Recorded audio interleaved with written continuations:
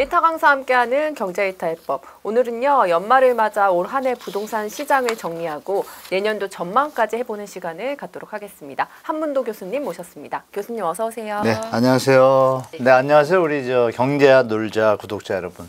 최대한 여러분들 도움이 되도록 최선을 다해서 오늘 방송하겠습니다. 항상 건강하시고요.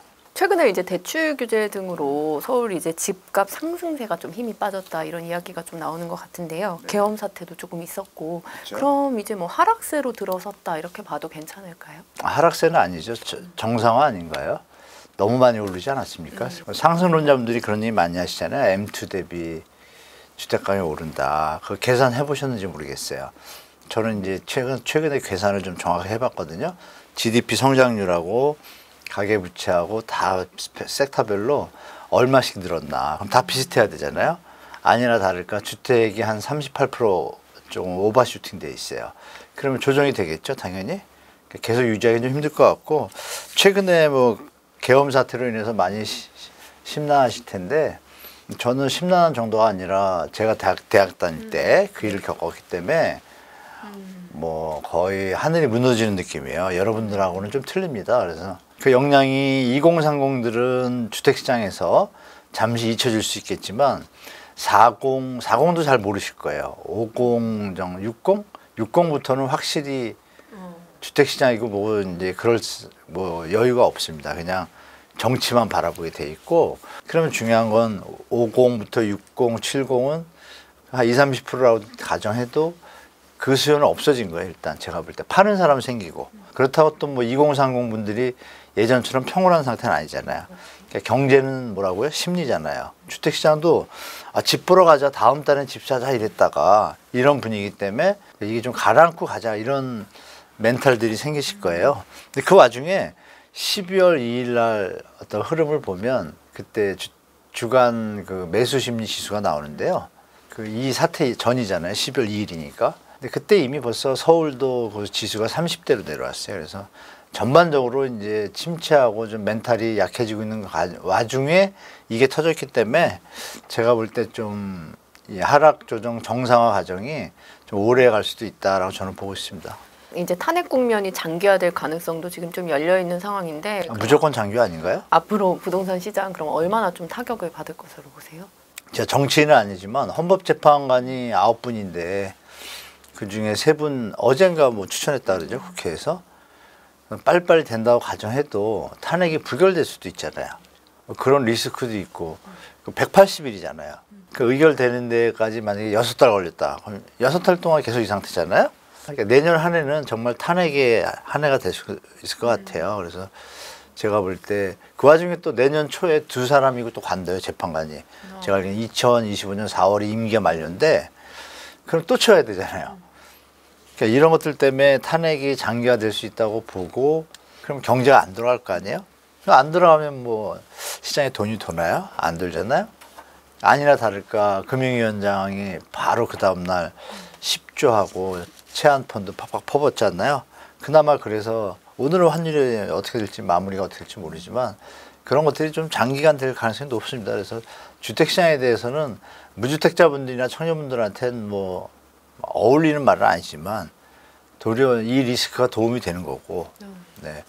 그러나 이제 다주택자나 소유자분들 입장에서는 좀 머리 아픈 상황이 된 거죠. 뭐 그렇게 보입니다. 뭐 또 근데 일각에서는 내년부터 이제 수도권을 시작으로 공급 감소가 이제 본격화되면 뭐 수도권 집값이 상승한다 이런 전망도 좀 있어요. 어느 분이 그래요? 어떻게 보실까요? 아직도 가짜 뉴스가 판을 치네요. 그 수도권이 올해가 35,000호, 둔촌중이 11월 입주인데 잔금이 1월 달이잖아요. 그러면 1월 마무리가 내년에 입주 물량 완료가 되는 개념인데 이게 양쪽에 걸쳐 있잖아요. 올해하고 내년하고. 근데 중요한 건 올해하고 내년하고 합치면 9만 호예요. 그 중에서 뭐 114나 이런 친구들이 좀 터부시하는 뭐 행복주택도 아파트거든요. 그걸 집이 아닌가요, 그건? 저는 그 계산 방식이 좀 이해가 안 되고, 그럼 다 합치면 9만 호예요. 그러면 평년 물량보다 높아요. 한 30% 많아요. 많은데도 26년에는 모자르겠죠, 조금. 왜냐하면 우리가 22년도에 그 금리 인상하면서 건설사들이 좀 유동성 위기를 겪으니까 그때 조금 이제 저거 했지만 그 다음에하고 그 다음에는 또 적정 물량 다 졌어요. 너무 과도하게 그러니까 대한민국 부동산 연끌하셔서 지금도 못 빠져나온 분들 많이 계신데 그거 언론들이 키운 거 아니에요. 그러니까 지금도 그 언론 이런 것도 좀 문제가 있는 것 같아요. 법적으로 과도한 어떤 과장보도 팩트에 맞지 않는 보도에 대해서는 엄벌을 쳐야 되는데 그걸 주기적으로 하면 사람들이 세뇌가 되거든요. 그런 부분이 저는 이제 분명히 말씀드리면 공급 부족 얘기했는데 공급이 부족한 게 문제가 아니잖아요. 지금 서울에 매물 물량이 몇 개예요. 기자님들 기사 쓰니까 아실 거예요. 9만 채예요. 9만 채. 9만 채는 3년치 물량입니다. 그게 쌓여가는데 부족한 게 무슨 의미가 있죠? 앞뒤가 안 맞잖아요. 그러니까 경제 상황이 다 좋고 다른 대체재, 지금 매물이죠. 기존 주택에 대체재가 없다라고 가정할 때는 당연히 수요 공급의 법칙에 의해서 지금 하신 말씀이 맞아요. 근데 엄밀히 보면 내년에 입주 물량이 부족하다는 것도 사실이 아니고 그러니까 이런 가짜 뉴스에 휘둘리지 않으셨으면 좋겠습니다. 좀 더 팩트에 근거해서 시장을 보시는 게 좋겠다라고 말씀드리겠습니다.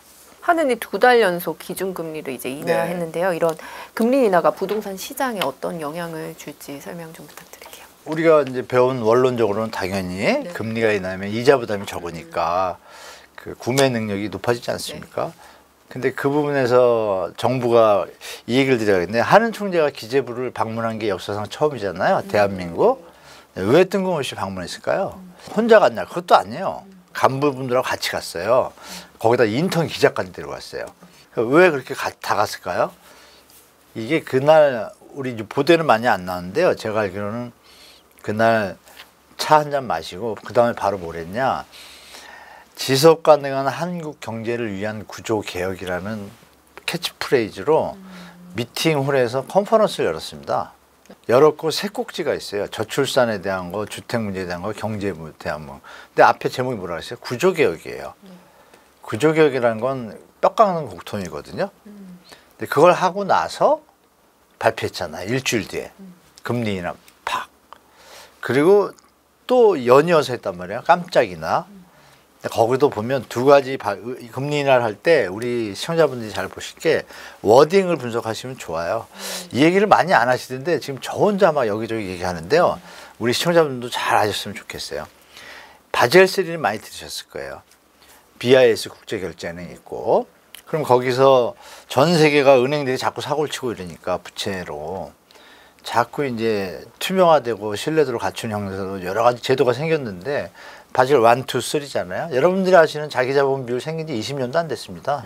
그전에 계속 사고가 났고 마치 이 체제가 되게 오래되고 정교화된 거로 착각을 하시는데 지금 이제 디지털 문명이 발전되다 보니까 약간 이게 안정성이 있는 시스템이라고 고착화된 생각을 가시는데 전혀 안 그렇습니다.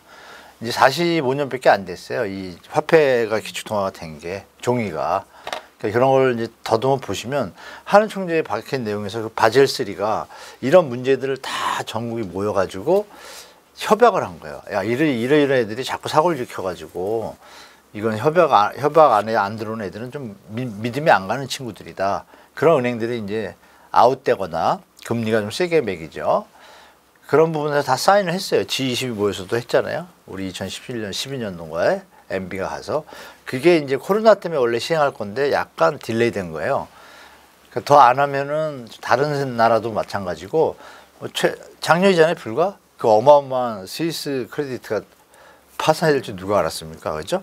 그런 일이 그 규모에 비해서 대한민국 은행이 더 작아요. 작은데 우리는 다만 리스크에 좀 노출이 덜 될 뿐이죠. 다만 이익금융위원회에 노출되는데 그럼 거기서 핵심이 뭐냐. 거시 건전성 강화 대책을 밝혀라는 표현이 있어요. 거기서 하는 총재가 이런 말을 쓰죠. 정부가 거시 건전성 강화 대책을 밝혀 자영업자와 취약한 중소기업을 지원하기 위해 금리를 인하한다. 단 환율 변동성이 좀 많아질 것 같아서 또 가계부채 문제들은 중점적으로 모니터링을 하면서 해나갈 것이다 했어요. 그래서 요번 인하는 없을 거라고 판단했는데 또 내렸잖아요. 요번에는 무슨 단어가 나왔죠? 내수 둔화가 나왔어요. 그렇게 뭐 상저하고 경제 좋아진다고 우리 제가 제일 싫어하는 기재부 마피아 장관들이 떠들었잖아요. 그럼 절대 믿으면 안 됩니다. 우리 구독자 여러분들은. 여러분들이 스스로 판단하고 전문가들이나 유튜브 내용들을 보시고 경제 상태를 파악하셔야 돼요. 그래야 대비가 되죠. 정부 말만 믿고 가다가 여기저기 투자하셨다가는 물리는 경우가 많아요. IMF 때도 그랬거든요. 하루 전날까지도 대한민국 경제 최고다 그랬습니다. 그 와중에 투트랙 전략을 쓰고 있습니다. 거시건전성 강화 대책을 밝혀라 그랬잖아요. 바젤3에서 이미 5가지 매뉴얼을 만들어 놨어요. 만들어 놨는데 한국에서 들여와가지고 2015년도에 제 기억하기에는 또 한국에 맞게 매뉴얼을 만듭니다. 그래서 국제은행에도 던져주고 우리는 이렇게 대처하겠다. 우리 금융기관은. 거기에 5가지 중에 2가지가 뭐냐면요. 금융기관의 유동성 긴축 정책입니다. 그 건전성 체크하고 그러면 자기 자본비를 늘려야 되고 대손 충당금 늘려야 되고 돈을 함부로 대출을 못해요. 그리고 2번째가 LTV 여러분 많이 드셨잖아요. DSR 이겁니다. 이거 줄이는 겁니다. 그러면 이어지면 하는 총재가 뭐라 그래요? 정부가 거시건전성 강화 대책을 밝혀. 거기에 2개가 들어갔죠. 2개에서 여러분들이 요즘 아시는 최근에 조건부 전세대출, 주담대 후치 담보대출 줄이고 또 반공제하고 이런 개념들이 그걸로 가는 거예요. 근데 그것을 그러면 약정을 했겠죠. 한국은행하고. 그러니까 한은이 내린 겁니다. 왜 도저히 이대로 가다가는 경제가 망하든 부동산이 망하든 나라는 안 망합니다. 우리나라는 국민들이 잘 지키기 때문에 절대 안 망하는데 정치인들이 꼭 망가뜨리면 이제 사고가 나죠. 피곤하잖아요. 그런 걸 알기 때문에 이번에 2번 인하한 거예요. 그럼 이게 부동산이 올라갈 요건이 되나요? 아니잖아요. 그래서 결론은 한은 총재가 이렇게 2번 연속을 인한 이유는 뭘까요, 여러분? 우리 경제 펀더멘탈이 많이 약해진 것이 여러 군데서 나온 거예요. 소비가 10분기째 감소? 역사상 처음이에요, 이것도. 그 BC카드사에서 ABC 리포트라고 아시죠, 기자님? 거기 AB 분석 보고서를 제가 2년째 지금 보고 있는데 좋아진 적을 본 적이 별로 없어요. 아, 이거 좀 심각하구나. 이거 가계부채, 부동산발 가계부채가 드디어 경제를 죽이기 시작하는구나를 알아서 저는 뭐 몇 달 전부터 계속 심각하다고 좀 말씀을 드렸고 이 와중에 이제 우리 좀 아까 말씀 나눈 생뚱맞은 계엄 사태가 벌어지니까 마음에 안 드는데 결론은 이제 금리 인하를 더 할 수도 있습니다. 그러면 여러분 금리 인하를 하면 주택가격이 올라야 되잖아요. 그 상황이 아니잖아요. 이게 착각하시는 게 금리 인하를 하면 주택가격이 오른다는 것은 아까도 말씀드렸지만 경제학의 역사는 103년밖에 안 돼요. 그럼 103년 동안에 그렇게 경제 위기가 많았는데 그러면 결론은 났잖아요. 경제 이론학은 여러 가지 변동성 리스크에 대해서 100% 대처가 안 돼요. 그 부분에 대해서 케인즈 이론을 가지고 그냥 살을 붙이고 일을 하는 건데 그 이유는 뭐예요? 불태한 이 지폐라는 것 때문에 그래요. 발권력을 발행해서 자꾸 늘리면 시스템이 깨지는 상황이기 때문에 그걸 자꾸 조절하면서 가고 있는데 전 세계가 지금 부채로 문제로 이제 어떤 사고가 날 겁니다. 제가 볼 때. 제가 죽기 전에 날 수도 있고 그 뒤에라도 날 것 같아요. 20, 30년에 날 것 같아요. 우리 여러분들 그걸 체크하셔야 돼요. 그래서 하느니 금리를 인하할 수밖에 없고 그러면 시장이 완전히 죽어간다는 얘기예요. 죽어가면 여러분들이 아쉽게 하이니 법칙에서 자꾸 여기저기서 이상한 소리가 들리고 신호가 나오면 큰일이 터지잖아요. 그러면 무궁화 신탁이라고 있어요. 무궁화 신탁이 유동성 부족에 지금 들어왔거든요. 신탁사가 개입된 피해 현장들이 많아요. 신탁 문제가 아니라. 그러면 현장들이 이런 연쇄 반응이 있기 때문에 금리 인하를 안 할 수가 없습니다. 그래서 저는 인하할 수도 있겠다고 생각을 했고 그게 이제 처음엔 버틸 것 같지만 지금 말씀하신 그 논리 그거는 다시 말씀드리면 다른 것이 고정, 이프 가정법의 경제학의 역사의 핵심은 이프 가정법. 다른 건 그냥 놔두고 불변 조건이라고 할 때 수요 공급 법칙이에요. 한계 효용도 마찬가지고 다 그래요 법칙이. 그러니까 옆에 게 바뀌면 얘도 바뀌잖아요. 그런 상태가 지금 올 수도 있다. MB 때 입주 물량 적었습니다. 엄청 적었어요. 그 당시 통계에서 제일 적었는데 계속 3년 동안 버벅혔어요. 역으로 2018년, 19년 입주 물량이 되게 많았거든요. 기억나시죠? 18년, 19년 어땠어요? 집값 쫙 올라갔습니다. 뭐 이런 걸 생각해 보시면 공급이 그럼 넘치면은 내려가야 되잖아요. 안 내려갔잖아요. 그러니까 이런 다른 요인들이 되게 중요하다. 정책도 중요하고 같이 보시기 바라고 그래서 그 부분은 100% 맹신하시면 좀 위험하다고 좀 말씀드릴게요. 1,400원을 이제 넘는 환율이 부동산 가격에 이제 미치게 될 영향은 어떻게 보고 계실까요? 제가 그 환율 변동성과 그 주택가격 변동률에 대한 차트를 한번 만들어 봤습니다. 요점은 이겁니다. 환율이 1350원 넘어가기 시작하면 주택가격은 다 하락을 나타냈습니다. 여기까지 말씀드리면 아실 거예요. 이거를 또 제가 아마 처음 만들어서 또 얘기하는 것 같은데 다른 분도 계시겠지만 방송상으로는 환율이 높으면요 주택가격이 오른 적이 없습니다. 우리나라 한 3, 40년 역사에. 그래서 환율이 높아지면 부동산의 하락 요인이구나라고 우리가 역사적으로는 현재까지는 그렇습니다. 뭐 요번에 틀릴 수도 있는 예외도 있겠지만 저는 그럴 것 같지는 않고 요번에도 그 환율의 변동성의 압박을 고스란히 받지 않을까 저는 보고 있습니다. 네. 최대 이제 재건축 단지인 올림픽파크 포레온이 이제 네. 입주를 시작했는데요. 네. 주변 뭐 전세 시장에도 당연히 영향을 미칠 거고 서울 부동산 시장까지 미치는 영향은 좀 어떻게 보고 계실까요? 지금 전세 가격이 막 오른다는 얘기가 좀 네. 잦아들었죠 예전보다. 그러니까 둔촌주공 올림픽 파크 포레온의 상황을 7월부터 말씀드릴게요.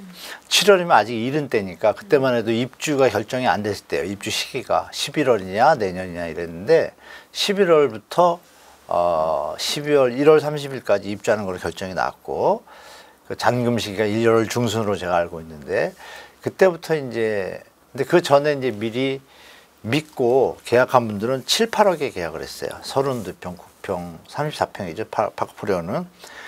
그래서 7, 8억이었는데 그때는 이제 뭐 사실 거래가 안 될 때죠. 사실은 이제 좀 여유 있는 분들이 믿는 분들이 이제 하는 건데 실제로 입주 정일이 좀 발표되고 이런 게 9월 이후거든요. 근데 발표되고 나서 전세 가격이 최고 12억 5천, 최하 한 9억대로 이제 형성이 됐습니다. 9월 달에. 왜냐하면 8월 달에 시장이 좋았잖아요. 시장이 좋으니까 그거에 맞춰서 전세가가 호가가 올라온 거예요. 올랐는데 10월 달 되니까 9월 달 이후에 약간 조금 내려가는 분위기잖아요. 그러니까 이게 최고 뭐 호가로 12억 5천, 저가로 9억 5천에서 10억 이렇게 하던 것이 1억씩 내려옵니다. 그래서 최고가가 한 11억 5천 그리고 최저가는 한 9억대로 내려옵니다. 10월 얘기고요. 11월 들어오면서 이게 핵심이죠. 왜냐하면 1월이 잔금이니까 계약을 하고 텀을 두면 그 우리가 데드 크로스 타임은 한 달 정도, 한 달 반이잖아요. 뒤는 오버라 그럴까? 시간이 넘어가니까 연체이자 내는 상황이 되잖아요. 그러면 그 시점이 언제예요? 1월 중순이면 12월 중순이나 12월 초가 이제 딱 그 시장 방향을 알 수 있잖아요. 근데 그게 이제 또 내려옵니다. 그래서 저번 주에 제가 체크하니까 8억짜리 이제 나옵니다. 나오고 최고가는 뜬금없이 뭐 11억을 쓴 건 있는데 제가 보니까 10억 5천, 7천 수준이에요. 좀 더 내려왔죠. 그리고 다 9자입니다. 9자고 밑에 8자들이 좀 딸려 있고 중간에 다 9자예요. 9억 1천부터 뭐 7, 8천까지 막 이게 다 90%고 위에 뭐 10억, 10억 5천, 11도 있고 몇 개 있고 밑에도 이제 8억 8천, 7천 뭐 이런 것도 몇 개 있고 뭐 로얄층하고 뭐 이런 관계겠죠. 그러면 결론은 중간에 그 밴드를 보면 얼마로 내려왔어요. 아까 초반에 시작할 때는 10자에서 시작한 게 지금 9자까지 1억이 일단 내려온 거예요. 근데 중요한 건 이번 주인데 계엄령 사태가 있었잖아요. 그럼 물건이 이제 줄은 걸 제가 봤어요. 한 달 동안 2천 몇 거, 2,100대에서 200대였는데요. 요새 1,900대로 됐습니다. 그러면 한 100개 소화가 안 된 거예요. 두 달 동안에. 그러면 1,900개면 많잖아요. 그러면 더 하방으로 가지 않을까요? 그래서 제가 12월 중순 이후에 이게 아마 아까 말씀드렸던 초반에 7, 8억 이런 물건도 나올 소지도 있어요. 그러면 이미 이 정도 내려왔으니까 주위에는 이제 하방 압력이잖아요. 옆에는 한 7, 8억, 9억 하거든요. 그러면 구축에 사는 사람이 1억 보태가지고 넘어오지 않을까요? 그럼 구축도 빠지겠죠. 그 균형이. 이게 중요한 건 수요가 많으면 여기도 오르고 여기도 올라야 되는데 여기도 빠지면 여기도 빠진다는 얘기예요. 왜? 일로 빠지면 더 넘어가니까. 그러면 그게 연쇄 반응으로 내려가겠죠. 이렇게 보시면 되는데 입주 물량이 여기서 끝이냐? 그게 아니거든요. 또 서울 시내 물량들이 말씀드린 것처럼 계속 나와요. 그래서 전세 가격은 좀 안정될 것 같아요. 제가 볼 때. 정부가 뭐 이상한 또 전세 대출 금리 1% 이런 거 안 던지면 제가 볼 때 이 상황에서 지금 뭐 정치 경제가 불안하니까 그 힘까지는 올 것 같지 않아요. 전세 여기서 가격을 뭐 받친다든지 이런 플레이나 정책을 하기에는 좀 역부족이지 않나? 그러면 시장엔 좀 남겨둘 거 아니에요? 그러면 제가 볼 때 조금 조정 더 받지 않을까. 그래서 전세 가격에는 좀 안정될 것 같습니다. 도리어 아시겠지만 임차권 등기라고 아시죠? 전세보증금 뭐 1년 내내 전세보증금 그렇게 오른다고 그러는데 경매 물건은 왜 이렇게 많이 나요? 임차권 등기가. 이 시장이 지금 왜곡돼 있다는 걸 반증하는 거죠. 전세 가격이 오르면 당연히 경매할 일이 없잖아요. 그러니까 이게 뭔가 이상한 거예요, 여러분. 그래서 이걸 한번 체크해 보시면 대법원 열린정보 등기정보 광장 가시면 임차권 등기 현황이 나옵니다. 보시면 여러분들이 직접 들어가 보시면 깜짝 놀라실 거예요. 뭐 10배씩 늘었으니까 뭐 그런 것도 좀 챙겨보시기 바랍니다. 월세가 이제 급증하면서 가격도 이제 함께 좀 상승하는 움직임이 있는데 월세 비중이 좀 높아진 이유 또 향후 전세가 변동에 조금 미칠 영향 한번 분석해 주세요. 월세가 많아지는 이유는 뭘까요, 여러분? 전세 가격이 너무 오르니까 가잖아요. 뭐 이런 기사를 봤어요. 서민들 월세로 내몰려 정부 전세 대출 쪼이니까 이렇게 나오는데요. 그 일시적으로 맞아요. 맞는데 여러분 잘 생각해 보세요, 여러분. 월세 가격은 전세 가격하고 비교할 때 우리가 전월세 전환율이라는 걸 쓰잖아요. 그러면 전세 가격의 대출을 조금 줄이면 전세 가격이 올라가지 못하잖아요. 내려올 거 아니에요.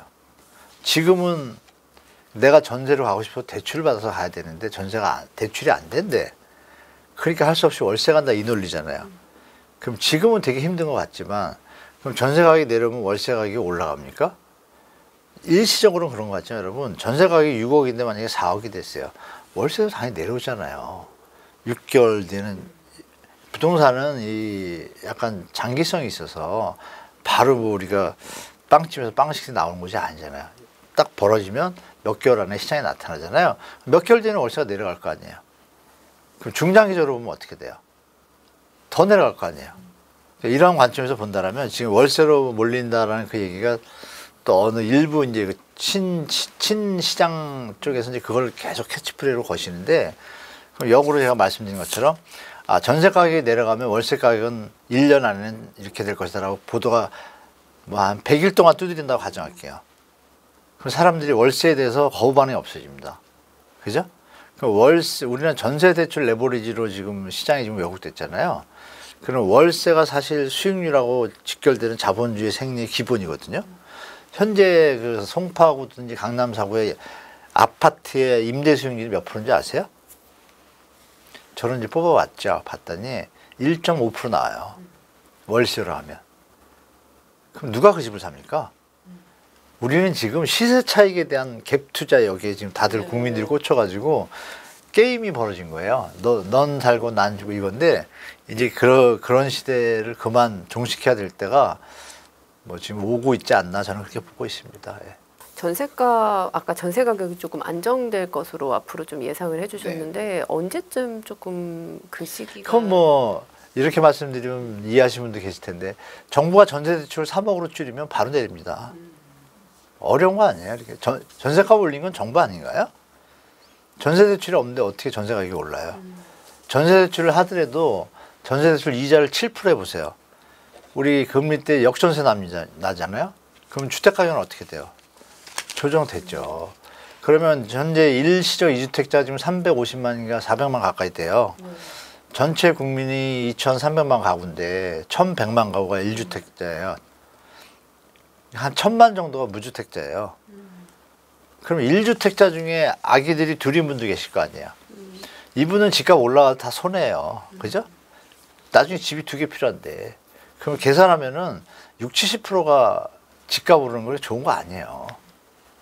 그거를 이쪽으로 이제 몰아주니까 400만은 자기 집이 있는데 또 하나가 더 있어. 이분들 좋으라고 전세대출 제도가 이게 나온 거예요. 제가 볼 때. 이것이 원래 목적은 그 무주택자이면서 이 청년계층 처음에 월세보다는 전세가 더 비용 부담이 적으니까 이분들을 지원하는 것하고 또 자영업자나 기업체 분들이 산업 일선에서 활동을 하니까 산업 발전 차원에서 지원해주는 목적의 전세 대출은 예전에도 있었어요. 근데 거기서 딱 멈췄어요. 근데 이게 이제 아시는 바와 같이 MB하고 박근혜 정부 들어오면서 이게 이제 기득권 카르텔들이 이걸 이용하기 시작했다고 전 봐요. 지금이라도 여러분 생각해 보세요. 지금 우리 전세 가격 때문에 맨날 힘들어하는데 청년들, 무주택자분도 마찬가지고 애기들도 마찬가지예요. 애기들 키워가지고 초등학교 때 입학시키려니까 주인이 전세값 올린대요. 정말 머리 아파요. 머리 터집니다. 그러면 정부가 전세 대출을 만약에 2억 3억만 한다 그러면요. 지금 대한민국 전세 가격 다 그만큼 내려옵니다. 그래서 지금 말씀드린 대로 뭐 전세 가격에 대한 어떤 비중에서 정부가 정책을 하면 끝나는 거고 갑자기 할 수가 없잖아요. 그럼 분명히 반대하거든요. 서민 뭐 주거가 뭐 난리가 난다 이러는데 천천히 하면 되죠. 2년 텀 두고 신규는 없애고 그죠? 새로 진입하는 분들은 없애면 더 올라가지 못하잖아요. 그러면 원래 있는 분들은 갑자기 전세줄 빼면 부담되잖아요. 그러니까 2년 4년 텀 두고 차근차근씩 1억으로 줄여주는 거예요. 그럼 전혀 문제 없어요. 이게 이제 연착륙이고 장기적인 국가 미래를 위해서 저는 빨리 해야 된다고 봐요. 그래서 그게 제일 1번인데 지금 할 수 없겠죠. 이 상황에. 할 수 없으니까 그러면 전세 가격 올리는 것도 간단하잖아요. 전세 대출 5억을 7억으로 올리면 어떻게 돼요? 다 7억이에요 이제. 왜 대출 이자를 조금 딱 우리 국민들이 먹고 살고 겨우 때울 수 있는 이자 수준에 맞추면 딱 돼요 또. 우리가 라이프 스타일이 높아졌잖아요. 시야가. 조금 돈 더 들여도 좀 사람다운 집에 살고 싶은 게 있잖아요. 밥을 먹어도 이렇게 한 끼 좋은 걸, 원래 두 끼 굶고 한 끼 제대로 먹는 거 좋아하는 게 요즘 트렌드잖아요. 그러니까 이런 어떤 라이프 스타일을 갖다가 악용하는 세력들이 혹시 있지 않을까라는 게 저희 내피셜이고, 진짜 국민들을 위하고 미래를 생각한다라면 당연히 전세 조금 낮추면 당연히 안전하게 연착되지 않을까라는 게 제 생각입니다. 그래가지고 대한민국에 문제가 되는 게 뭐가 있을까요? 영끌 투자한 분들, 뭐 투자한 사람들 어떻게 하냐고요? 그건 뭐 계속 얘기했잖아요. 그분들이 그냥 자기 집 살려고 들어간 거 아니잖아요. 욕심으로 들어간 거. 물론 뒤늦게 막 신혼부부이시거나 이런 분들은 분위기 때문에 할 수 없이 끌려간 분도 있어요. 그분들은 시간을 더 주면 되잖아요. 정부가 뜻이 있다라면 이자율을 반감해 주면 되잖아요. 왜 전세대출 이자를 낮춰가지고 집값을 또 튀우냐고요.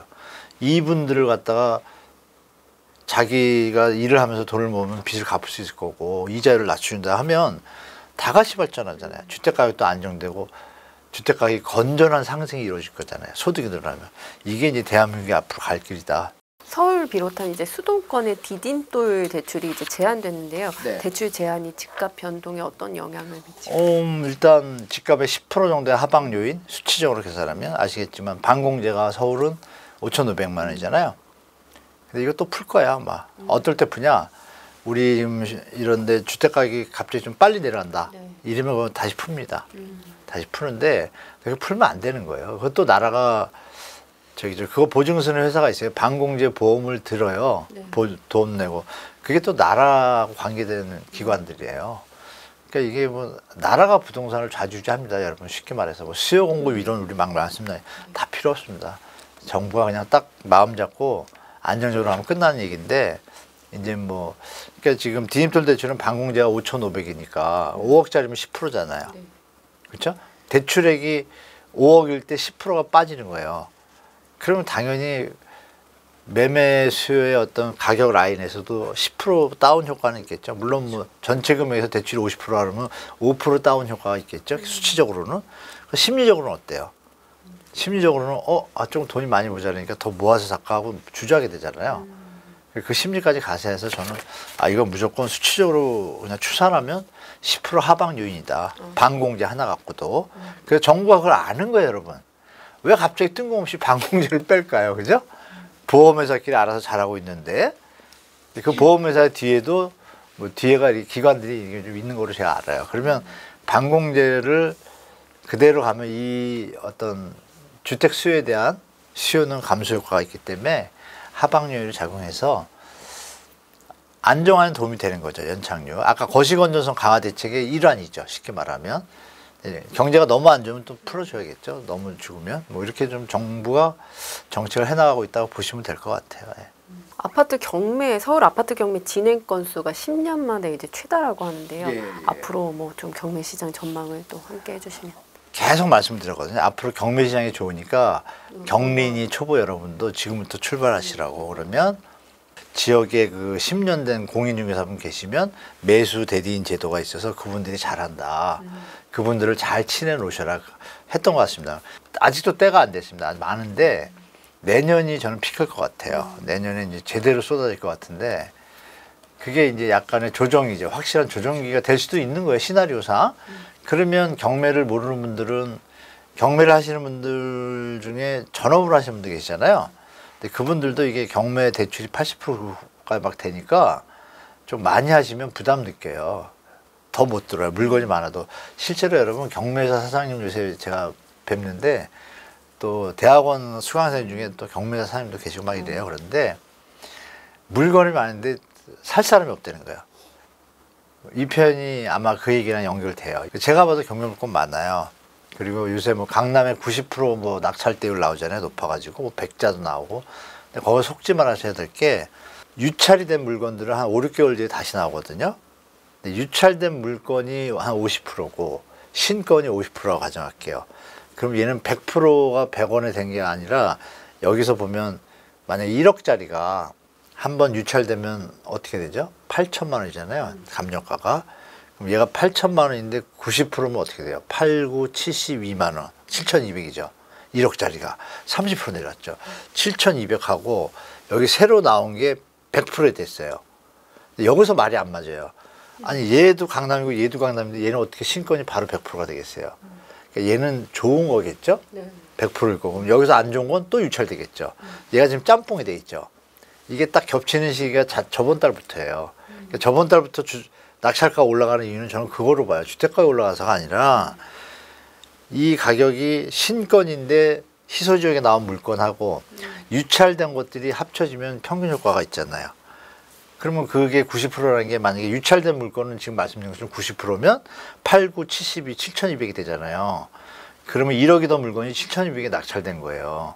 이 90%와 100%가 합하면 어떻게 돼요? 95%가 되죠. 그 95%의 개념에서 여러분들이 타겟은 뭐예요? 제가 말씀드린 유찰된 물건이죠. 이런 식으로 접근하시면 좋을 것 같고 다른 지역은 또 물건도 더 많고 또 그분들이 우리 여러분들 시장에 잘 보실 게 주택가격이 계속 상승하면 경매 물건이 줄어야 돼요. 그게 맞습니다. 그렇죠?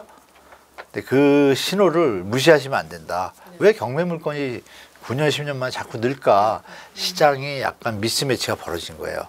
뭐 양극화라 그래야 될까요? 좋은 집들은 버티지만 나머지 집들은 거품들이 더 많이 껴있고 좋은 집은 그나마 또 투기 수요가 또 실수요까지 다 겹치니까 버티고 있는 거라고 저는 봐요. 그래서 나머지 시장은 아니다.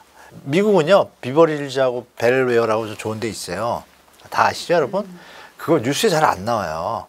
대한민국만 1년 내내 강남 뉴스가 나요. 이것도 이제 언론들이 좀 자중해야 된다고 봐요. 그렇죠?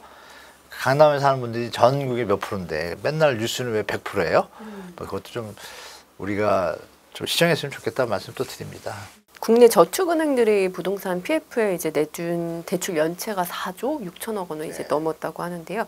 이렇게 부동산 PF가 계속 간다면 당연히 이제 리스크가 있을 수밖에 없을 텐데 부동산 시장에 현실적으로 좀 어떤 영향을 미칠 것으로 보고 계실까요? 지금 4조라고 이제 이금융날 얘기하셨는데 저축은행을 우리가 신탁을 좀 주시해서 보셔야 됩니다. 신탁 회사가 또 얘기해서 미안하지만 MG 뭐 신탁 회사가 최근 뉴스에 나와요. 이렇게 보면 그럼 그 신탁 회사가 현장을 하나만 갖고 있는 게 아니라 여러 개 있잖아요. 그래서 한때 시행자가 좀 신용 능력이 없거나 이러면은 신탁 회사가 개발 처분 관리를 다 포함해 가지고 자기들이 중재를 합니다. 시행자가 있고 대출 기간을 다 세팅해 가지고 조인하면서 맺으면서 자금 관리까지 해요. 신탁이. 그러니까 이제 신뢰도가 확보되니까 하는데 투자하는 입장에서 근데 얘가 신뢰도가 떨어져서 너희 신탁 보고 하긴 하는데 그래도 사고가 나면 어떡하지? 이러면 뭐라 그래요? 신탁회사가? 그럼 우리가 사줄게. 우리가 대출 그 금액 우리가 커버해 줄게 이럽니다. 이게 이제 매입 약정 확정 이런 거예요. 그 계약을 신탁들이 많이 했어요. 경기 좋을 때. 우리가 책임질게. 근데 그게 책임을 못 지는 상황이 된 거예요. 그럼 여기서 벌어지는 일은 뭐예요? 그러면 이런 현장이 하나가 아니라 여러 개일 거 아니에요. 그 여러 개 중에 지금 말씀하신 저축은행에 투자한 데도 있을 거 아니에요. 그럼 저축은행이 지금 그 멤버인 거예요. 대출기관 중에 하나. 근데 신탁이 갚아주면 되잖아요. 그걸 믿고 했는데 신탁이 지금 자빠지려고 그러네. 그럼 이 현장도 문제가 있죠. 근데 그 와중에 저축은행이 신탁회사 통하지 않고 또 자체적으로 한 것도 있잖아요. 그럼 이런 것들이 지금 널려 있잖아요. 여기서 신탁이 문제가 생기면 저축은행은 또 충격을 더 입는 거예요. 그나마 신탁이 돈 줄 줄 알았는데 이것까지 부실이 발생해 부실이 더 증가하죠. 그럼 여기서 좋은 건 뭐냐, 시장에서 이게 균형을 찾아가는 과정이에요. 왜? 수요가 없으니까 그런 거 아니에요. 대출해서 집을 다 진다 그러면 살 사람이 있으면 돈을 때려박아서 짓죠. 근데 왜 돈이 더 추가가 안 되죠? 살 사람이 없으니까. 그러면 살려면 어떻게 해야 돼요? 가격이 조정이 돼야 되잖아요. 그 얘기는 뭐예요? 토지 가격이 내려간다는 얘기예요. 그러면 서울의 핵심 지역 외에 나머지 전국적으로 대체지가 생기잖아요. 그럼 이 집은 싸니까, 땅이 싸니까 새로 지을 때 분양가가 싸겠죠. 그럼 사람들은 이 집을 사겠죠. 그럼 기존 주택은 어떻게 돼요? 내려가죠. 대체 상품이 있으면 가격이 내려가잖아요. 그런 효과의 어떤 시작이다, 이게. 그럼 이것이 이어지는 동안에는 PF 문제나 저축은행의 어떤 부실 문제들이 완전하게 해결되기 전까지는 부동산 시장이 계속 압박 요인인데, 지금 정부가 이제 어떻게 보면 잘한 거죠. 지금까지 안 터졌으니까 유지하면서. 근데 구조조정을 했으면 좋았는데 못했잖아요. 지금부터라도 해나가면 되는데, 해나가면 이게 연착륙 되거든요. 그런 과정인데 이게 좀 시국이 이러다 보니까 또 세게 올 수도 있지 않나 하는 좀 우려가 있어요. 그래서 다행히 금융당국하고 한국은행이 발빠르게 대처해서 이번에도 그런 거 보면 그나마 이제는 이제 구조개혁을 더 늦출 수는 없을 것 같아요. 그렇죠? 그런 부분에서 시장은 분명히 또 가격 하락 요인이 하나 추가가 됐다, 이렇게 보시면 되겠죠. 네. 무주택자들은 그럼 내년쯤 좀 내 집 마련을 생각해도 괜찮을까요? 생각은 계속 하셨을 텐데 내년부터는 좀 예전보다 네. 좀 관심을 가지실 만해요. 왜냐하면 경매 물건도 있잖아요. 네. 그리고 일기 신도시 공급도 있잖아요. 관심을 가지실 때 그럼 시장 변화를 좀 보셔야 돼요. 강남 같은 경우도 발표는 했지만 5만 원, 6만 원 이렇게 했지만 대체자가 나오는데 자리가 더 좋고 분양가가 발표가 안 됐어요. 이게 정부도 이게 참 문제예요. MB 때는 보금자리 주택 발표할 때 딱 얘기했습니다. 반값에 분양했다고 아예 얘기를 했습니다. 그때부터 부동산 가격이 안정됐거든요. 이번 정부는 그 얘기를 안 해요. 무슨 장단을 하시길래. 아니 분양가 얘기해 줘야죠. 가격이. 여기 저 그린벨트 풀었는데 여기는 시세가 20억이지만 25억 받겠습니다. 그러면 돈 날라오겠죠. 시세대로 하겠습니다. 그러면 돈을 안 날라와도 다 욕하겠죠. 그럼 얘기를 해줘야죠. 근데 비쌀 수는 없잖아요. 근데 더 싸면 어떻게 될까요? 발표할 때. 생각해보세요. 여러분. 그린벨트 땅값이 얼마겠어요? 뻔하잖아요. 그럼 주택가격은 지금 강남 일대의 그 그린벨트 지역 인근의 지역은 땅값이 다 3천, 5천, 1억이에요. 그린벨트는 100, 200, 300 비싸 1000이에요. 그럼 반값 나오잖아요, 기본적으로. 그러면 이런 식으로 진행이 될 때 공급이 느는 건 사실이잖아요. 여러분들 보시면 공급이 느는 거예요. 그리고 3기 신도시 120만 공공택지가 전국에 있잖아요. 서울 3기 신도시도 한 20만 가구가 되고 이런 것들이 대기 중이잖아요. 그 와중에 지금 또 풀었잖아요. 그럼 여러분들이 아실 게 뭐냐면 발표를 하고 지정을 하고 보상을 하게 돼 있어요. 3기 신도시 보상이 다 끝났어요. 광명 빼고. 보상이 끝나면요. 무조건 지구가 무너져도 짓습니다. 안 지면 안 됩니다. 국민 세금이 들어가 땅을 샀기 때문에 가만히 들고 있을 수 없잖아요. 짓습니다. LH가 못 지면 민간한테라도 싸게 팔아가지고 짓습니다. 그러니까 결국은 지어져요.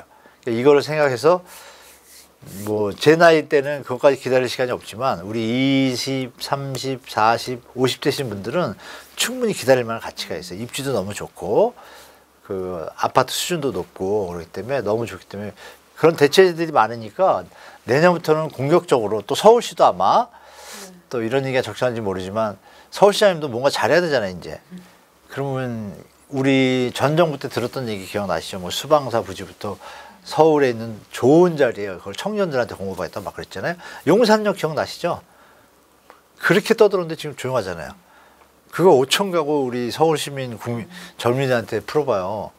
박수 받잖아요. 그거 할 수도 있죠? 근데 그런 땅이 되게 많아요. 좋은 자리가. 이런 것들 나오면 분위기가 바뀌는 거예요. 그러니까 쉽게 말하면 여러분 패러다임이 바뀔 수 있다는 거예요. 정치하시는 분들이나 국민들이나 갑자기 바뀔 수도 있어요. 그래서 그런 분위기로 가면은 이미 이제 또 어느 저점까지 가는 건 쉽지만 거기서는 또 경쟁이 붙거든요. 그러니까 내년부터는 좀 본격적으로 내 집 마련에 대한 플랜을 잡으셔야 돼요. 잡으셔서 꼭 내년에 안 사더라도 그죠? 당첨이 돼도 3, 4년 걸리잖아요. 그러니까 롱텀으로 보시고 뭐 이렇게 접근하는 게 좋지 않을까. 경매도 또 접하시고 또 그 와중에 자금이 더 없으시다 그러면 모아타운 들어보셨잖아요. 모아타운이 지금 펌핑 많이 됐다가 지금 약간 조정받는 구간이거든요. 근데 내년에 시장 죽으면 같이 빠져요. 네. 빠질 때 그때는 나는 모아타운을 내가 10년 안에 집이 들어가면 된다. 아파트를. 이런 마인드라면 하시면 하잖아요. 그죠? 그런 식으로 좀 롱텀으로 접근. 조급하실 필요 없다, 여러분. 왜 조급할 필요가 없냐? 결혼하는 쌍이 없어졌어요. 지금 20만인데 여러분 2032년 3년 되면요 10만 11만 대를 줄어요. 반토막 납니다, 여러분. 그러면 집이 많이 필요 없고 건설회사가 또 많이 필요 없어요. 뭐 어떤 일이 벌어질지 여러분 뭐 일본 얘기만 하잖아요. 그것도 헛되게 들으시면 안 되고 대비를 좀 하시기 바랍니다. 비트코인의 가격이 최근에 많이 상승했고 네네네. 결국 또 상승을 하면 이게 부동산으로 흘러 들어간다 이런 얘기도 또 그 얘기가 많더라고요. 네, 또 정부도 또 내년에 정책 대출로 55조를 이제 푸는데 이렇게 좀 유동성이 확대될 경우에 집값에는 어떤 영향을 좀 미치겠나요? 55조와 비트코인. 네. 55조부터 말씀드릴게요. 55조인데 금리가 문제겠죠. 요번에 7, 8월에 막 붙어준 거는 정책 금리를 1%까지 낮췄잖아요. 그러니까 살 수 있죠. 주택 가격이 50% 올랐어도 1%면은 부담은 더 덜하니까. 근데 얘 문제는 뭐냐면 30년 고정 만기인데 아마 혼합형 고정금리 30년짜리 했을 거예요. 그러니까 5년 동안은 뭐 좀 이자만 내는 개념에 있다가 그리고 또 5년 동안은 그 1%를 적용하다가 6년 차부터는 변동금리 시세에 맞춰서 그럼 55조가 투입이 되는데 올해를 보시면 아세요. 그러니까 신생아론도 포함되어 있잖아요. 신생아론이 아마 20조나 또 25조 배정할 것 같아요. 신생아론이 올해 제가 알기로 8월 말까지 소요된 게 7조로 알고 있어요. 여러분 예산 기억나시죠? 29조 6천 원, 30조였습니다. 신생아가 없네? 안 쓰네? 물론 신생아 중에 이미 집이 있는 분도 계시잖아요. 그러니까 대상이 제한적인 거예요. 그러니까 돈이 쓸 사람이 없어, 그 돈을. 금리가 그렇게 낮은데도. 그러면 정부가 뒤늦게 파악한 거예요. 그러니까 부랴부랴 소리 소문 없이 아마 우리 정책 금리가 갑자기 1%, 2%짜리 나온 거는 뉴스에서 보도 많이 안 떠들었어요. 조용히 물밑 작업해가지고 어느 날 보니까 그러고 있다는 거예요. 정부가 이미 다 알고 있는 거예요, 시장을, 여러분. 여러분 이제 앞으로 뭐 우리 부동산 많이 얘기하는데 제가 언제부터 이제 정부를 다 같이 얘기해야 된다라고 말씀드리고 있는데요. 정부가 그걸 푸니까 당연히 1%네. 그냥 일단 또 샀다가 3년 뒤에 집값이 오를 수도 있겠구나. 일단 배팅 들어가는 분도 계시고 이번에는 이제 갈아타기 수요가 많이 붙었잖아요. 자, 중요한 갈아타기 수요도 대출을 받았잖아요. 2017, 18년도에 수도권에 5, 6억짜리 집을 분양받은 분들이 다 10억대가 됐단 말이에요. 털고 5억 대출 더 땡겨서 15억짜리 강동이나 이렇게 뭐 성동 이쪽으로 뭐 넘어오는 거예요. 여기서 이제 분양받은 분들은 다 9억 정도에 다 받았을 거예요. 3년 양도세 비과세 기간 지났죠. 그러니까 15억이 됐네. 야, 이거 털고 강남 진입. 요번에 강남이 쫙 간 거예요. 밀려서. 그게 일단 정리가 됐잖아요. 그죠? 그분들 외에는 실수요가 붙어야 되는데 실수요가 끊기잖아요. 이 흐름을 볼 때 올해도 그러면 돈을 지금 푼잖아요. 푸는데 55조가 빨빨 소진이 안 되는 얘기 뭐예요? 현재 가격에 부담을 느끼는 거예요. 그럼 여러분들한테 드릴 말씀이 뭐냐? 그 전에를 기억해 보세요. 그 전에는 뭐예요? 그 돈이 안 먹히니까 50년짜리를 내놨죠. 슬그머니. 이렇게 치밀합니다. 정부의 카르텔과 관계된 인간들이. 50년짜리가 나오니까 이자 부담이 적으니까 3년 비과세하고 배팅하는 거예요. 그러니까 국민들을 다 투기꾼으로 만드는 거예요. 그러니까 그거를 알맞게 하면 좋은데 적정하게. 그건 저도 인정하잖아요. 근데 심하니까 지금 이렇게 말씀드리지만 이 금리 아시죠? 1%면 시중금리가 3.5%니까 2.5% 차이 나잖아요. 그럼 은행이 그거 감당하나요? 그러면 정부는 뭐 1%에 어디서 돈을 가져오나요? 아니잖아요. 그럼 그 차액을 세금으로 우리가 메꾸는 거예요. 2차 부전이라고 많이 제가 하도 많이 얘기해서 좀 알려줬을 거예요. 2차 부전, 2차 부전. 2차 대전이 아니라 이자 차액 부전을 우리 세금으로 내잖아요. 이게 뭐 하는 거예요? 뭐 이상하잖아요. 그러면 정부도 그거 비판이 조금씩 나오기 시작한다면 적정 금리. 그죠? 적정 왜? 그러면 아니면 그 1%짜리를 줬으면 집을 샀으면 10년은 살아야 될 거 아닙니까? 여기에 제한을 또 안 둬요. 3년 살고 양도세에 팔아먹게 만들어. 아주 정부가 투기를 부추기는 거죠. 이번에는 아마 또 던지면 지금 시국이 이렇잖아요. 던지는 명분이 좀 약한 거예요. 그리고 저 같은 사람이 또 많이 얘기할 거고 시장에서도 이제 많이 알아요. 예전에 제가 전세 대출이 집값 이거에 좀 문제다 이러면 쳐다봤어요. 아니 전세 대출 없으면 집 갈 데 없는데 이 양반이 무슨 소리야 이랬어요. 지금은요 제가 한 4년째 떠드니까 많이 아세요. 진짜로 많이 아셔서 이 55조도 약간 힘이 색깔이 퇴색할 수도 있다. 근데 제 논리와 다르게 시장 자체에서 수요자들이 만약에 이거 소진이 안 된다 그러면 정부는 고민에 빠질 거예요. 아 이걸 또 받쳐줘? 다른 걸 또 50년짜리 내는 이게 좀 안 통할 거란 얘기죠. 지금 분위기가. 그러니까 이제 55조의 역할에 대해서 상반기까지 힘을 못 쓸 거예요. 이 탄핵 뭐 이것 때문에. 하반기에 약간 불을 지피려고 할 텐데 그때 힘을 못 받으면 이제 그때부터 저는 연착륙 간다고 봐요. 근데 그때 올해처럼 또 힘을 받으면 다시 한번 펌핑 되는데 여러분 지금부터 조정이 안 된 상태에서 6, 7, 8월 다시 펌핑이 된다. 더 올라가야 되잖아요. 지금보다. 그 다음은 어떻게 될까요? 이제 살 사람은 더 없어지겠죠. 뒤에는 좀 세게 올 것 같아요. 만약 조정이 오면. 그렇게 보이고 비트코인과 유동성 얘기를 많이 하시는데 비트코인을 안 해본 분들이 그 얘기를 많이 하시는 것 같아요. 저는 비트코인을 많이 하신 분들을 많이 알아요. 궁금해서 많이 여쭤보고 비트코인 여러분 공부하는 게 좋을 것 같습니다. 저도 10년 전에 친구가 살아갈 때 이런 뭐 이렇게 XXX만 했는데 4년 전부터 어느 좀 선배님이나 좀 학식 있는 분이 그래서 이거 좀 공부할 가치가 있네 이래가지고 보다 보니까 이게 그냥 나온 게 아닌 걸 좀 알게 되고 그리고 저는 기존에도 여러분도 아시지만 화폐에 대해서 좀 퀘스천이 있잖아요. 아니 왜 미국 화폐 종이가 그걸로 왜 유지가 되지? 가치가 없는데 교환 가치가 정부가 망가지면 이게 돈 휴지가 되잖아요. 그게 통용될 수가 없는데 패권주의로 좀 가니까 유지가 되는구나. 그러니까 중국하고 자꾸 싸우는구나. 뭐 대충 이 정도는 다 아실 거란 말이에요. 그러면 예전처럼 금이나 은이나 이렇게 교환 가치가 있는 게 기초 자산이 있어야 되는데 없잖아요, 지금은. 근데 비트코인이 그런 것들을 다 연구해서 나온 거라는 걸 저는 그전에 몰랐고 최근에 알았어요. 그러다 공부를 하다 보니까 요새 비트코인 사장님들의 입장을 알아요. 가진 분들.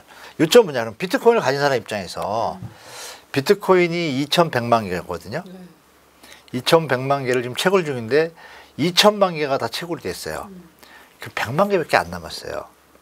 그 채굴의 어떤 힘이 좀 약해졌고 그러면 효용 가치는 높아졌잖아요. 왜? 트럼프가 갑자기 비트코인을 탁 전 세계의 수도로 만들겠다 그러잖아요. 그 뜬금없이 그러길래 왜 저러지 그랬더니 알고 보니까 여러분들 왜 그 미국 쪽에는 깽하고 이런 거 많잖아요. 범죄자를 잡으면 너 비트코인도 네가 이거 범죄 뭐 이래가지고 그걸 다 압수한 거예요. 그게 한 21만 개를 일단 챙겼어요. 정부가. 이게 조금 어깨에 힘 주는 거예요. 근데 알고 보니까 영국 정부하고 뭐 딴 정부들이 소리 없이 다 사놨네. 이게 신뢰도가 있거나 앞으로 효용 가치와 교환 가치가 될 수 있는 시장의 베이스가 된다고 판단한 것 같아요. 트럼프가. 그럼 비트코인은 효용 가치가 앞으로 높아질 거라고 저는 보는 거예요. 비트코인을 하신 분들은 더 심하게 보고 있더라고. 우리가 뭐 10만 달러 얘기하고 있는데 그건 좀 너무 센데 그러면서도 이런데 300만 달러 얘기하더라고요. 그것도 미니멈으로요. 그러면 비트코인 가진 입장에서 지금 말씀하신 대로 비트코인 돈 팔아서 집을 사는데 지금 앞으로 3배가 더 오르는데 집을 사서 돈을 박을까요? 비트코인을 들고 있을까요, 여러분? 들고 있죠. 딱 강남 집 살 정도로 가격이 됐어요. 20억. 비트코인 20억 됐어요. 지금 들고 있어. 강남 집값이 막 25억, 27억 막 올라갔대. 모자라 5억이 그죠? 근데 얘가 조금 오르면 바로 살까요? 안 사죠, 저부터도. 왜? 얘가 더 올라갈 것 같은데? 한국은 지금 또 시국이 또 안 좋잖아요. 그렇죠. 그러면 나는 더 올라가고 얘는 내려올 때 사는 게 제일 좋잖아요. 그럼 저부터도 아, 그러면 결론 난 거예요. 제가 볼 때 뭐냐면 주택 가격이 조정받고 비트코인이 쭉 쳐주면 그때 넘어오겠죠.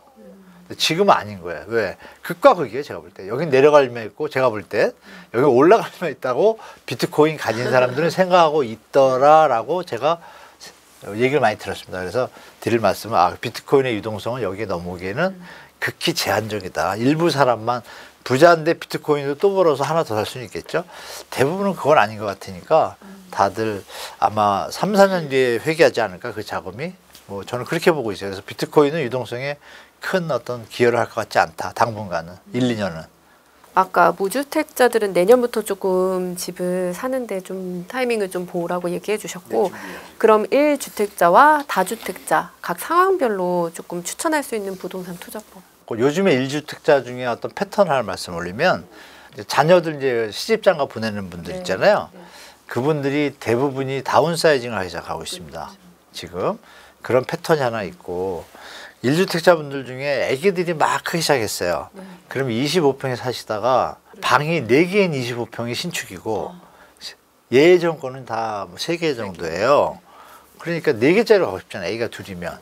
이 수요가 이제 좀 생기는데 1주택자분들이 그분들이 이제 수요가 좀 나오는데 그분들이 사고 넘어가고 싶은데 요새 비싸니까 못 넘어가가지고 고민하는 분들이 많아요. 근데 그분들이 지금 이 시장에서 제가 드릴 말씀은 아이들을 위한 그 마음은 제가 아는데 아이들이 세상의 다른 모습? 만약에 빌라에 사신다 그럴게요. 더 좋은 빌라도 있고 더 나쁜 아파트도 있어요. 왜?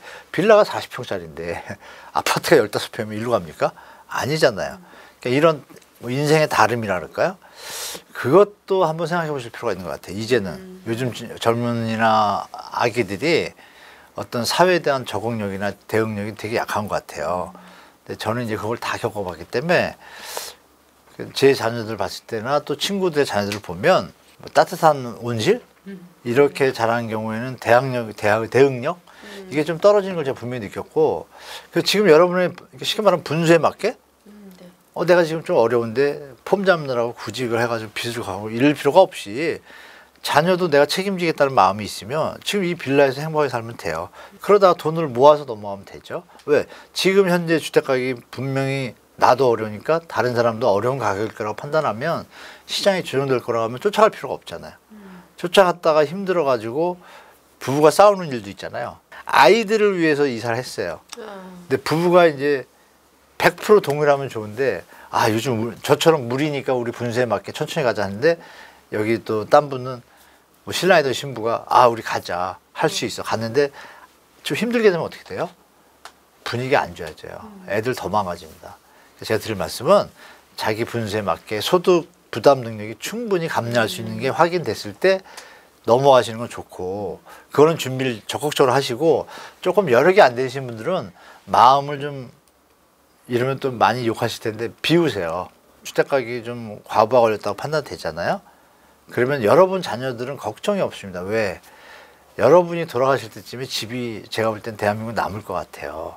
그러니까 그런 긴 마인드로 생각하시면 물론 탐욕을 쫓아가지고 고위험 고리스크를 감수하면서 수익을 찾으는 분들 계신데 그분들이 지금 많이 줄었잖아요. 또 그분들이 많이 물려 있잖아요. 이런 전체적인 그림을 보시면 결론 조급해하지 마시라. 자기 능력에 맞게 천천히 가셔도 분명히 기회가 올 거라고 좀 말씀드리고 자녀하고 부부간의 관계가 더 중요하다. 좀 그렇게 말씀드리고 다주택자분들은 정말 냉정할 타입입니다. 월세가 아니고 전세 레버리지 갖고 계신 분들은 지금 믿거나 말거나 정부에서 다주택자 중에 전세 월세 그 분류를 할 수도 있어요. 데이터가 있어서. 그럼 알고 보니까 전세 레버리지로 과다한 데가 자꾸 사고를 일으켜. 그럼 이거 고쳐야 될 거 아니에요. 그러면 자료는 이미 다 돼 있다고 봐요. 저는 백데이터가. 그러면 언제 어떤 형태가 나올지 몰라요. 그죠? 또 여러분 잘 생각하실 때 세금이 모자라잖아요. 우리는 양도소득세가 높지만 전 세계가 양도소득세가 그렇게 높지 않아요. 우리는 단타 위주야. 우리 지금 현재 대한민국의 분위기가.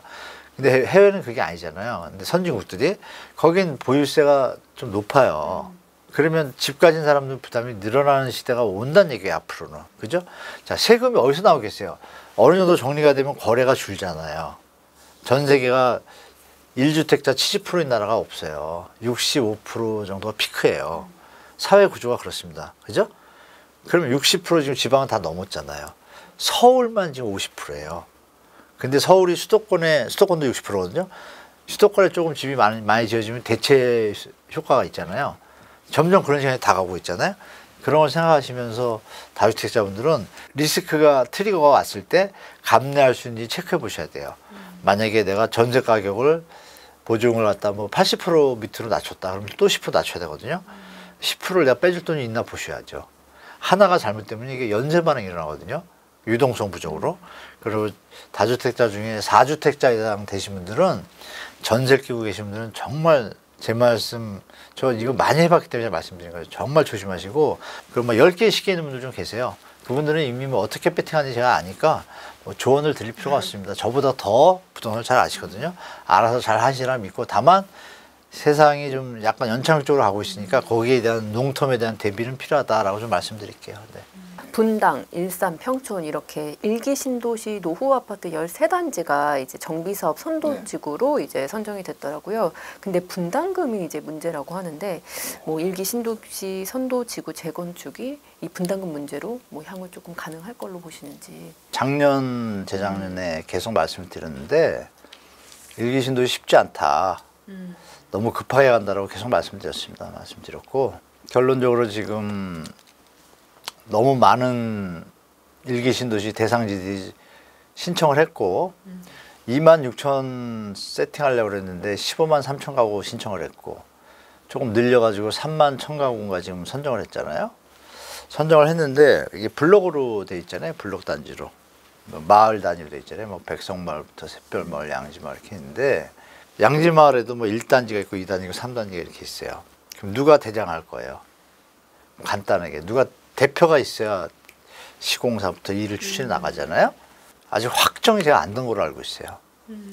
그 속에서 서로 자기 다 조합이 따로 있잖아요. 지금 그렇죠. 아파트별로 자기 조합장이 되길 원하지 않을까요?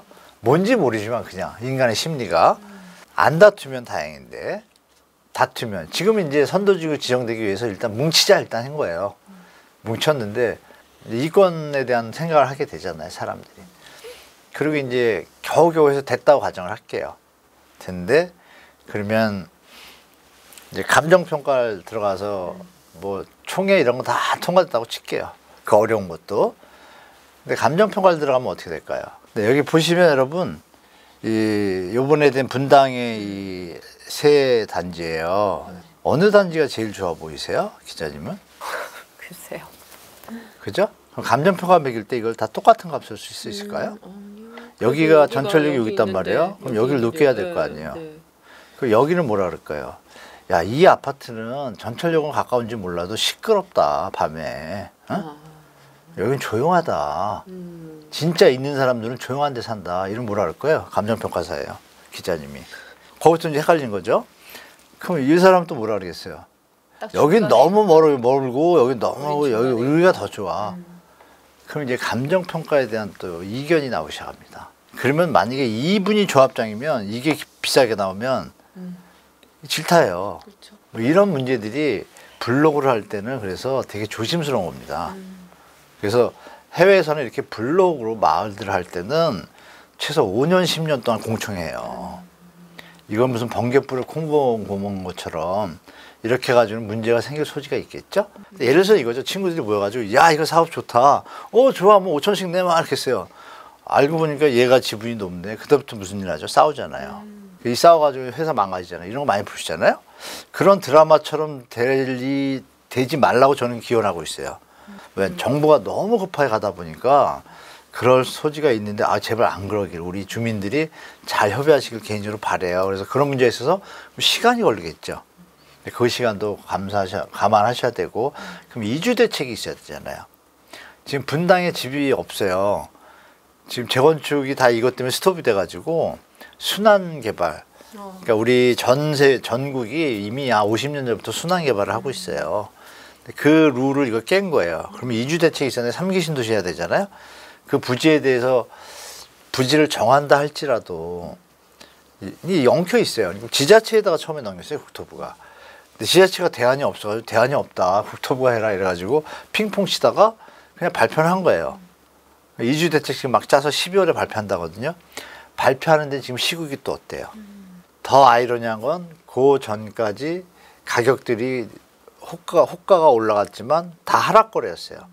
거래량도 없고 이 분당 같은 경우에 일산도 마찬가지고 그러다가 선도지구 지정되고 나서 잠시 몇 개가 이제 호가 올려가지고 그래도 이제 투자자가 또 따라간 분들이 있어서 몇 개가 이제 상승 거래가 나오긴 했어요. 호가도 올라가고. 근데 이 사태가 또 터졌잖아요. 그러면 국토부하고 정부가 잘 돌아가야 이게 갈까 말까인데 그럼 제가 볼 때 일단 리스크는 생긴 거예요. 그래서 일단 일산 쪽은 또 대곡지구라고 또 도시개발이 발표가 됐잖아요. 거기 되게 좋거든요. 입지가. 서울이 더 가까워요. 일산보다. 그러면 제가 만약에 일산에 살고 싶어요. 투자성을 갖고. 그러면 더 가깝고 거긴 또 교통의 결절점이에요. 전철이 2개가 지나가고 뭐 이렇게 교통이 교차되는 게 되게 많은 지점이 대곡 그 역이거든요.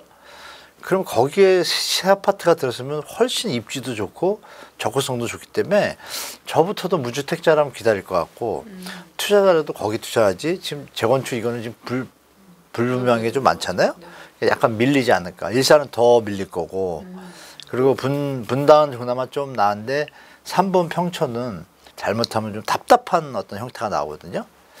여러분 이런 부분들이 다 해결이 안 됐기 때문에 시간이 좀 걸릴 것이다. 저는 그렇게 보기 때문에. 그리고 2차 선도지구에 대한 발표 계획이 없잖아요. 이번에 발표된 거 아마 어쩌면 지금 이의 제기한 아파트 단지들도 있을 거예요. 뉴스에는 안 나오지만 왜 쟤네가 됐냐. 우리 여기 보시면 왜 여기만 되고 우린 뺐냐. 뭐 이런 게 있을 수도 있잖아요. 만약에 법적 문제가 되면 지자체인지 또 머리 아픈 거예요. 공정성이 지자체가 점수 부여한 게 있잖아요. 이게 과연 공정성, 객관성이 담보됐냐. 이 부분에 대해서 조금 그러니까 저는 머리 아파요. 결론은 뭐냐. 이건 애초부터 제가 반대했고 그냥 정부가 그냥 지원하는 쪽으로 가는 게 좋겠다고 했고 아니 30만 가구인데 그걸 10만 가구 늘리겠다고 온 도시를 갖다 이렇게 힘들게 하고 피곤하게 하는 거는 이게 과연 국가를 위한 건지 차라리 10만 가구 그린벨트 이번에 6만 가구 풀었잖아요. 아 그런 것처럼 지금 광주, 이천 뭐 이때 여러분 뭐 이렇게 여행 가시다 보면 많잖아요. 거기 하면 될 걸 왜 이렇게 난리 피는지 저는 그런 생각이에요. 그래서 주민들한테 그냥 용적률을 그냥 좀 더 드리고 알아서 하시라 했으면 싸움도 안 나고 더 좋았을 것 같아요. 저는 차라리 정부가 어느 지역을 좋게 해주고 싶다 그러면 돈만 지원해주면 되죠. 가기는 가겠지만 제가 죽기 전까지는 이게 다 완성은 안 됩니다. 100% 제가 볼 때. 그리고 이 분당 같은 경우에 2008년, 9년, 10년에 입주한 아파트들도 있어요. 그럼 거기는 2030년이 돼야 시작하는 거예요. 일을. 그러니까 엉키잖아요.